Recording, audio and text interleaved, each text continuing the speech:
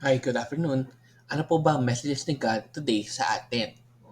So number one, dedicate our life to the kingdom of God. So once na mamili tayo or mag-choose tayo to dedicate our life to the kingdom of God, kailangan talaga na gumawa tayo ng mga sacrifices sa sarili natin at sa pamumuhay po natin. Next is number two, commit ourselves to God. Ayan. So let us commit ourselves at mga works and mga ginagawa po natin to God.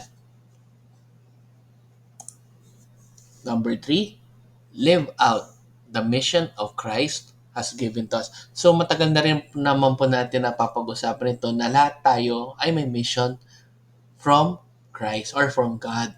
So as long as malaman natin agad kung ano yung mission po natin na yun, as long as makita natin kung ano po ba yung gusto niyang mission sa atin, i-live out lang po natin yun.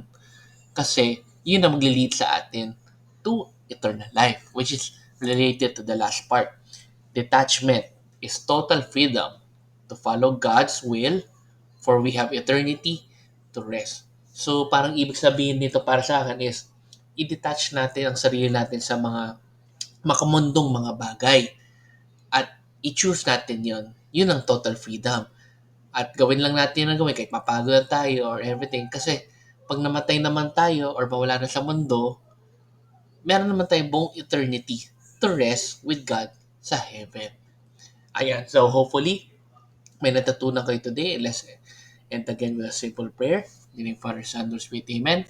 Lord, sana po ay gabayan niyo po kami na to live our mission for you, na gawin po namin kung ano po ba yung mga works niyo, yung mga word niyo, kung ano yung mga turo po ninyo, and kung kaya po namin ma-detach namin totally ang sarili namin. Amen. In the name of Father, Son, Holy Spirit. Amen. So good morning or good afternoon na pala sa inyo. Have a great day. God bless. And let's end again with a simple Thanksgiving prayer. Daily thank you prayer. Lord, thank you very much for all the blessings that you are giving us every day. Thank you for our food, safety, security, guidance, and all your blessings. Please avoid us getting sick from all illnesses and forgive us for all our sins. Lord, I pray that all our hopes and dreams will come true in your own time.